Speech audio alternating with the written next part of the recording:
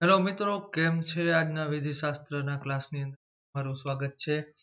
હવે જે લોકો નવા જોડાણા છે એ લોકોને હું પહેલા કહી દઉં કે આની પહેલા વિધિશાસ્ત્રના ક્લાસ આવી ગયા છે, તો જોઈ લે. ખાસ કરીને વિધિશાસ્ત્ર એટલા માટે તમને અહીંયા ભણાવવામાં આવે છે કે તમારે કાયદો સમજવો હોય, જાણવો હોય ને ખરેખર આખું જીવન કાયદો યાદ રહે એ રીતે તમારે એનું લેસન કરવું હોય તો ખૂબ જરૂરી છે વિધિશાસ્ત્ર શીખવું. તો ચાલો મિત્રો શરૂ કરીએ. વિધિશાસ્ત્ર અને ખાસ કરીને જે લોકો પીએચડી એન્ટ્રન્સ એક્ઝામની કે જીસેટ નેટની તૈયારી શરૂ કરે છે એ લોકોને ખાસ કે વિધિશાસ્ત્રના બધા ક્લાસ જોવે, કેમ વિધિશાસ્ત્રના ઘણા સવાલો છે એ પૂછાય છે યુજીસી નેટની અંદરમાં, જીસેટની અંદરમાં, પીએચડીની અંદરમાં. તો ચાલો મિત્રો, આજનો આપણો ક્લાસ છે વિધિશાસ્ત્રની શાખાઓ. બરાબર છે. તો મિત્રો, આ વિધિશાસ્ત્રની શાખાઓ આ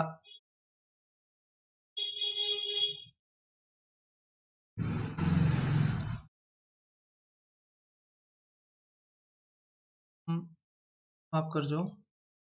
હવે આની અંદરમાં વિધિશાસ્ત્રની શાખાઓની અંદરમાં આપણે પહેલા જોશું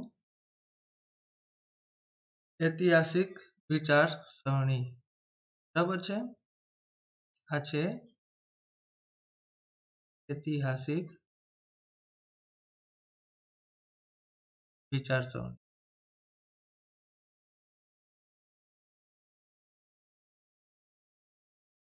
હવે આ બાબતની અંદરમાં શું કહેવા માંગે છે ઐતિહાસિક વિચારસરણીની અંદરમાં, કે ઐતિહાસિક વિચારસરણીમાં એવું કહેવા માંગે છે કે અલગ અલગ સમાજની ઉત્પત્તિ સાથે કાયદાની પણ ઉત્પત્તિ જોવા મળી છે. જે આપણે પહેલા લેક્ચરમાં આપણે વાત કરી હતી કે કાયદો છે એની ઉત્પત્તિ જુદી જુદી રૂઢિમાંથી કે વાતાવરણ છે કે કોઈ અકસ્માત છે, આ બધામાંથી કાયદાની ઉત્પત્તિ થતી હોય છે.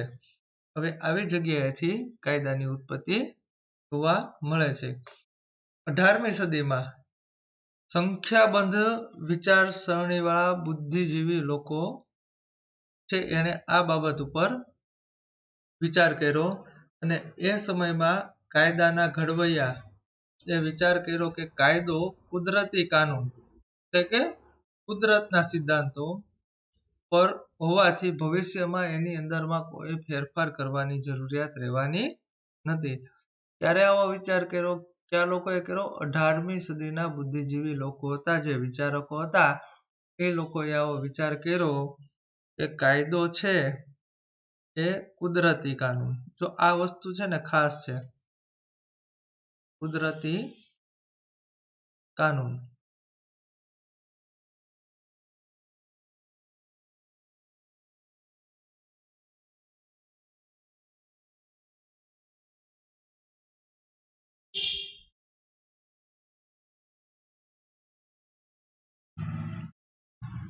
કુદરતી કાનૂન.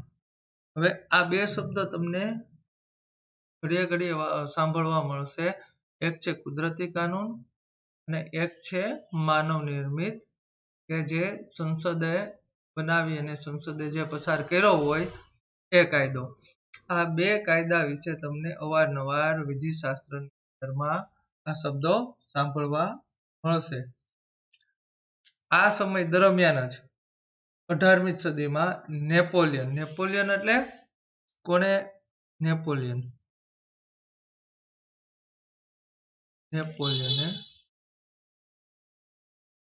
ક્યાં? Napoleon Bonaparte. નેપોલિયને રાષ્ટ્રવાદી વિચારસરણીનો જોરશોરથી પ્રચાર શરૂ કર્યો અને આ પ્રચારના કારણે સમાજની અંદરમાં, લોકોની અંદરમાં અસંતોષ ફેલાણો અને અસંતોષની લાગણી વ્યક્ત થવા માંડી. એટલે ફરીવાર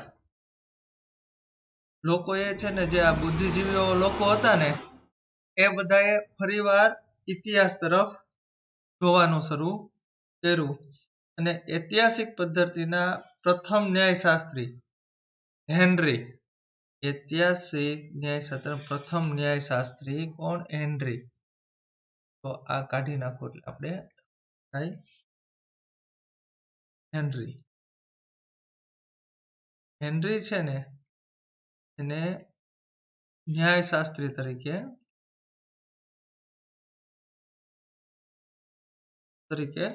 ઓળખીએ છીએ આપણે। એ સમયના એ ન્યાયશાસ્ત્રી હતા। એણે શું કીધું કે અલગ અલગ સમાજના જુદા જુદા કાયદાઓને અભ્યાસ કર્યા પછી એણે એવું તારણ કાઢ્યું કે કાયદો છે એ વાતાવરણ, સ્થાનિક પરિસ્થિતિ અને અકસ્માતોનું ઉપજ છે। હવે આ જે આપણે પહેલા લેક્ચરમાં વાત કરી હતી ને કે કાયદો છે એ વાતાવરણ, સ્થાનિક પરિસ્થિતિ અને અકસ્માતનું ઉપજ છે। એ કઈ રીતે મેં પહેલા લેક્ચરની અંદરમાં સમજાવ્યું હતું કે માનો કે કોઈ કાયદો ન હોય તો વાહન છે એ બે બાજુ ચલાવે કોઈ લોકો તો અકસ્માત થવાનો ભય રહે। આવા અકસ્માત થયા હશે ક્યારે ભૂતકાળની અંદરમાં એટલે રસ્તાની એક બાજુ વાહન ચલાવવાનો કાયદો બન્યો હશે એટલે આ અકસ્માત નું ઉપજ છે। વાતાવરણ છે, માનો કે ક્યાંય ધુમ્મસ વાળું, દાખલા તરીકે આપણું દિલ્હી છે, દિલ્હીની અંદરમાં ધુમ્મસ વાળું વાતાવરણ રહે તો તમને બધાને ખ્યાલ હશે કે અત્યારના નવા વાહનો આવે છે ને એમાં એક નિયમ આવી ગયો છે કે વાહનની લાઈટ શરૂ જ રહી, બંધ ન કરી શકાય। નવી જે અત્યારના જે વાહનો આવે છે ટુ વ્હીલર એ કોઈ પણ ટુ વ્હીલરની લાઈટ છે એ બંધ ન કરી શકાય। ફોર વ્હીલર હોય તો એમાં આગળની સાઈડમાં એક નાની એવી લાઈટ હોય કે જે બંધ ન કરી શકાય, એ શરૂ ને શરૂ રહે। શું કામ? એ વાતાવરણ, એટલે વાતાવરણના અનુલક્ષીને પણ કાયદો હોય છે। પછી હોય છે રૂઢિ, કે જુદી જુદી રૂઢિ હોય એને સમય જતા છે એ રૂઢિ કાયદાનું સ્વરૂપ લેતી હોય છે। બરાબર છે? તો આ કોણે કીધું? હેનરીએ કીધું। બરાબર છે? આ હેનરીના વિચારસરણી પ્રમાણે હેનરીએ એ સમયમાં કીધું અને એ બહુ ઝાઝા અંશે સાચું પણ છે। હાલની તારીખે એ વસ્તુ અમલમાં પણ છે। બરાબર છે? હવે પછી આપણે આગળ જોઈએ।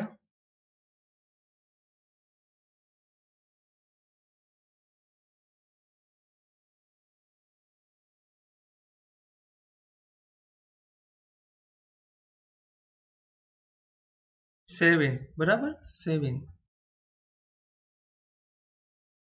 તો મિત્રો આ બધા નામ છે, આ બધા નામ છે। સેવિન છે ને મિત્રો એ 19મી સદીના ન્યાયશાસ્ત્રી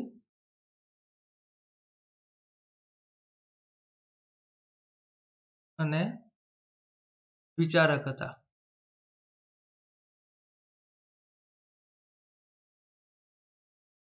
શું હતા સેવિન? 19મી સદીના ન્યાયશાસ્ત્રી અને વિચારક હતા। સેવિન છે ને એને કાયદાનો અભ્યાસ, જુદા જુદા કાયદાનો અભ્યાસ કર્યો હતો અને એના ઉપર જુદી જુદી વ્યાખ્યાઓ પણ આપી હતી। સેવિનના મત પ્રમાણે એને વ્યાખ્યાઓ આપી, સાથે સાથે છે ને સેવિનની સામે થોડીક ટીકાઓ પણ કરવામાં આવી હતી। તો એવી આપણે એકાદ બે ટીકા જોશું જે સેવિન સામે કરવામાં આવી હતી। હવે સેવિને એક કીધું હતું કે લોકોની સભાનતા એ કાયદાનું ઉદ્ભવ સ્થાન છે એવું સેવિને ગણાવ્યું હતું। શું ગણાવ્યું હતું? કે લોકોની સભાનતા, લોકોની સભાનતા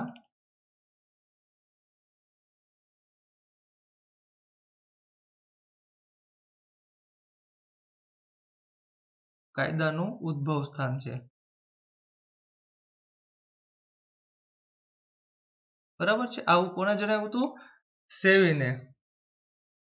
પણ એની સામે ટીકા શું કરવામાં આવી કે જો એક રાજ્ય છે એનો કાયદો બીજા રાજ્ય ઉપર લગાવે તો શું એ લોકોની સભાનતા છે અને વાસ્તવિકતા પણ છે? દાખલા તરીકે હું તમને સીધી ભાષામાં સમજાવું તો 19મી સદીની અંદરમાં ભારત છે એમાં અંગ્રેજોનું શાસન હતું. હવે એ સમયના બ્રિટિશ કાયદા છે એ ભારત ઉપર લગાવવામાં આવે તો શું એ ભારતના માણસોની સભાનતા છે કે એને બ્રિટનના કાયદા છે એને એના ઉપર સ્વીકારી લીધા? તો શું એ લોકોની સભાનતા છે? નથી ને. એક રાજ્યના કાયદા બીજા રાજ્ય ઉપર, રાજ્ય એટલે માનો કે દેશ, બરાબર છે. અહીંયા રાજ્યના સંદર્ભ રાજ્ય કીધું છે પણ આપણે સીધી ભાષામાં દેશ સમજીએ કે ભાઈ બ્રિટનનો કાયદો ભારતમાં લગાડવો, બરાબર છે. એ શું લોકોની સભાનતા કહેવાય? ન કહેવાય. સ્વાભાવિક વસ્તુ છે, ન કહેવાય. બરાબર છે. એટલે આ વસ્તુમાં એક સેવિનની વિરુદ્ધ ટીકા કરવામાં આવી હતી. બરાબર છે. બીજી વસ્તુ છે, સેવિને એવું કીધું રૂઢિ લોકોની સભાનતા પર આધારિત છે. હવે જો અહીંયા હું તમને લખી દઉં, રૂઢિ લોકોની સભાનતા પર આધારિત છે. તો આના ઉપર સેવિનનું કેવું હતું કે રૂઢિ છે ને એ લોકોની સમાનતા ઉપર આધારિત છે. તો હવે અહીંયા સેવિન સામે એવી ટીકા કરવામાં આવી કે શું રૂઢિ છે એ જો લોકોની સભાનતા જ હોય તો ગુલામી છે, ગુલામીની રૂઢિ, તો એ શું લોકોની સભાનતા છે? ના, વાસ્તવિકતામાં જોવો તો નથી. એ શું છે? રૂઢિ છે કે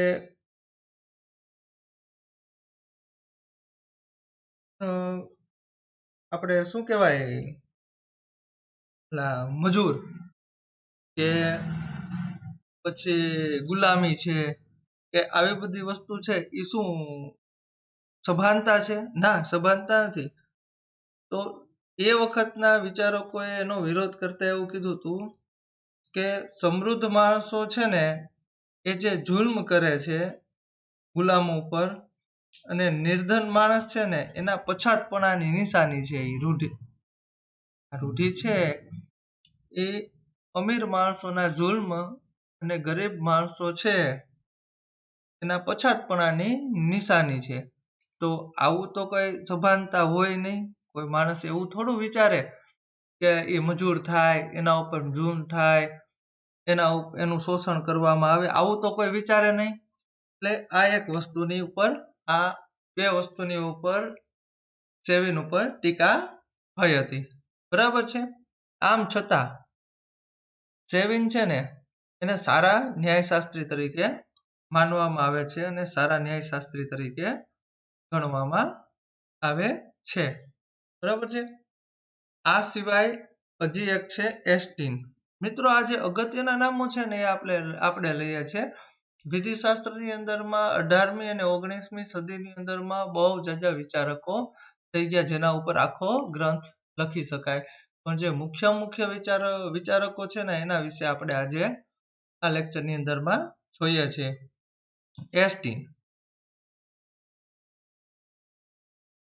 એસ્ટીન છે ને એનો મત એવો હતો કે વિધિ છે ને એ શાસન કરતા હોય ને, જેમ કે કોઈ પક્ષ, બરાબર છે, એના દ્વારા સંસદની અંદરમાં બનાવવામાં આવેલો કાયદો છે. કાયદોને કાનૂની ખ્યાલમાં એવી રીતે કીધું કે કાયદો છે એની બનાવવાની સત્તા છે એ સંસદ પાસે છે અને સંસદ છે ને એ કાયદાને સર્વોપરી માને છે. તો અહીંયા ખાસ નોંધવાનું જોજો, કાયદો બનાવવાની સત્તા. આ બધું નોંધતા જાજો મિત્રો.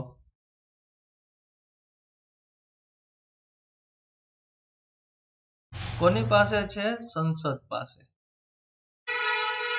કાયદો બનાવવાની સત્તા સંસદ પાસે છે. જેમ કે ભારતની અંદરમાં કોઈ કાયદો બનાવવાનો હોય તો ભારતની સંસદની અંદરમાં કાયદો રજૂ કરે, 1/3 બહુમતીથી એને પસાર કરે, પછી એ કાયદાને રાજ્યસભાની અંદરમાં પસાર કરે અને છેલ્લે રાષ્ટ્રપતિની સહીમાં મોકલે. રાષ્ટ્રપતિની સહી થયા પછી કાયદાનું ક્યારથી અમલીકરણ કરવાનું છે એ નક્કી થાય અને પછી કાયદાનું અમલીકરણ થાય છે. બરાબર છે.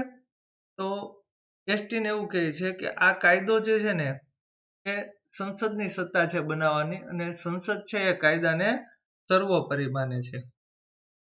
હવે એસ્ટીન છે ને મિત્રો એ કાયદાને છે ને બે ભાગમાં વહેંચે છે. કેમાં વહેંચે છે? બે ભાગમાં.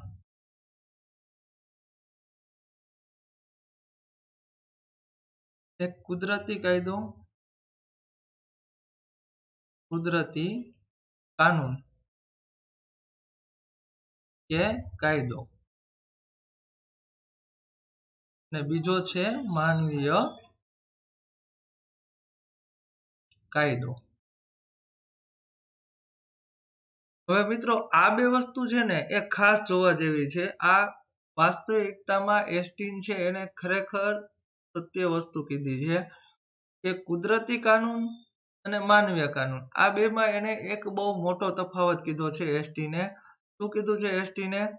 કે કુદરતી કાનૂન છે ને એ કુદરત દ્વારા માનવ માટે બનાવવામાં આવ્યો છે, જે બધા માનવને સમાન રીતે લાગુ પડે છે. કે વિશ્વની અંદરમાં પૃથ્વી ઉપર જેટલા માણસો છે એને કુદરતી કાયદો સમાનપણે લાગુ પડે છે. અને બીજું છે માનવીય કાયદો. માનવીય કાયદો છે ને મિત્રો એ માનવ દ્વારા માનવ માટે બનાવવામાં આવ્યો છે. હવે આ કાયદો માનવીય કાયદો છે ને એ સમય, સંજોગો, પછી પરિસ્થિતિ કે વાતાવરણ આ બધા ઉપર રૂઢિ, ધર્મ, જાતિ, સંપ્રદાય આ બધા વસ્તુમાં જુદું જુદું પ્રમાણે જુદો જુદો લાગુ પડે છે. દેશમાં કે પ્રાંતમાં. બરાબર છે.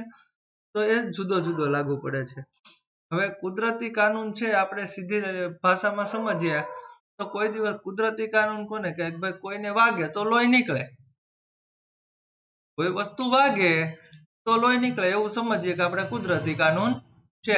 તમે કોઈ દિવસ એવું સાંભળ્યું કે ભારતમાં રહેતા હોય એ માણસોને વાગે તો લોહી નીકળે, અમેરિકામાં રહેતા હોય એ માણસને વાગે તો લોહી ન નીકળે? આવું સાંભળ્યું તમે કોઈ દિવસ? ન બને. એટલે એને કુદરતી કાનૂનનો કાયદો કહેવાય, ઈશ્વરીય કાયદો કહેવાય. ઈશ્વરીય કાયદો બધા માટે સમાન છે. કે માનો કે ગુરુત્વાકર્ષણનો નિયમ છે, કઈ કોઈ દિવસ એવું થાય કે ભારત દેશના માણસો છે એ પૃથ્વી ઉપર રહે અને ઓસ્ટ્રેલિયાના માણસો છે એ આકાશમાં ઉડવા માંડે? એવું બને? ન બને. કેમ કે ત્યાં કુદરતી કાયદો છે. એ કુદરતી કાયદાનો સિદ્ધાંત છે. બરાબર છે. આ તમને હું સમજાવવા માટે કહું છું કે કુદરતી કાયદો એક સમાન રીતે લાગુ પડે. આ એના ઉદાહરણો છે. દાખલા તરીકે તમને સમજવામાં સહેલું રહે એટલે કે કુદરતના બધા કાયદાઓ બધા માનવને સમાન પ્રમાણે લાગુ પડે. હવે બીજું માનવીય કાયદો. હવે ભારતની અંદરમાં કોઈ કાયદો હોય તો એ જરૂરી નથી કે એ જ કાયદો અમેરિકાની અંદરમાં હોય. એને મળતો આવતો હોય પણ પરફેક્ટ એ કાયદો ન હોય. શું કામ ન હોય? કે ભાઈ ભારત અને અમેરિકાની ભૌગોલિક પરિસ્થિતિ જુદી છે. ભારતના લોકો અને અમેરિકાના લોકોની વિચારસરણી જુદી છે. એ લોકોનું ધર્મ, સંપ્રદાય, જાતિ, વાતાવરણ, એ લોકોની રૂઢિ આ બધું જુદું જુદું છે. આપણે ભારતની અંદરમાં ભારતીય સંસદે આપણા દેશની રૂઢિ અને ધર્મ, જાતિ, સંપ્રદાય કે પછી વાતાવરણ છે આ બધાને લઈને કાયદો બનાવ્યો હોય છે. અમેરિકાની સંસદની અંદરમાં એ વસ્તુને લઈને કાયદો એને સભ્યતા પ્રમાણે એના દેશની જરૂરિયાત પ્રમાણે બનાવ્યો છે. આપણે આપણી દેશની જરૂરિયાત પ્રમાણે બનાવ્યો છે. એટલે માનવીય કાયદો માનવી માટે બરાબર, પણ ક્યાં જુદી જુદી જગ્યાએ જુદી જુદી રીતે. બરાબર છે. આ વસ્તુ ખાસ ધ્યાને રાખવા જેવી છે. મિત્રો આ આપણું નાનકડો એવો લેક્ચર વિધિશાસ્ત્રની શાખાઓ અને આ જે મહત્વના જે વિચારકો અને ન્યાયશાસ્ત્રીઓ હતા એની આપણે વાત કરી. હવે આગળના લેક્ચરની અંદરમાં આપણે ઇતિહાસ અને વિશ્લેષણ છે આ બધું વસ્તુ જોશું. તમને વિધિશાસ્ત્ર ડીપમાં સમજાવવા પાછળનું કારણ એવું છે કે તમે કાયદાને સમજી શકો. બરાબર છે. નકરું વાંચવો નથી કાયદો, આપણે કાયદાને સમજવો છે. બરાબર છે. આખી જીવન યાદ રહે એવો, અને તમે કોઈ પણ કાયદો વાંચો તો એનું અર્થઘટન કરી શકો, એટલા માટે આપણે આ વિધિશાસ્ત્ર છે એને ભણાવવાનો પ્રયત્ન કરીએ છીએ.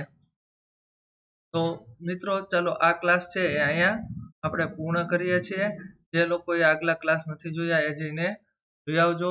અન્ય મિત્રો છે જે બીજી પરીક્ષાની તૈયારીઓ કરતા હશે, GSET છે કે આ છે તે છે, એ બધી પરીક્ષાની તૈયારી કરતા હોય છે, કાયદાકીય તૈયારી કરતા હોય છે, એ લોકોને સુધી આ વિડીયો પહોંચાડશું જેથી કરીને એ પણ લાભ લઈ શકે. અમારો ઉદ્દેશ્ય લોકોને કાયદા માટે શિક્ષિત કરવાના છે. આ ઉપરાંત મિત્રો અમે એવો પ્રયત્ન કરીએ છીએ કે તમારા સુધી GSET ની અંદરમાં પૂછાયેલા જે કાયદાલક્ષી પ્રશ્નો છે એ પણ તમને લોકોને ભણાવવાનો પ્રયત્ન કરીએ, જેથી કરીને તમે GSET ની પરીક્ષા છે કે PhD ની એન્ટ્રન્સ એક્ઝામ છે કોઈ તૈયારી કરતા હોય તો એને પણ પરીક્ષા આપવામાં સહેલું રહે. અને MCQ છે એ વાંચી અને તરત યાદ રહી જાય એવા હોય છે. થોડીક મહેનત થાય છે યાદ રાખવા માટે, પણ સાથે સાથે નકરા MCQ નથી કરવાના. આ બધું સ્ટેપ બાય સ્ટેપ સમજવાનું છે, જેથી કરીને ભવિષ્યની અંદરમાં કોઈ આગા પાછો સવાલ પૂછાઈ જાય તો તમને તકલીફ ન થાય. બરાબર છે. આપણે ફરી એક નવા ક્લાસ સાથે મળશું. ત્યાં સુધી આવજો.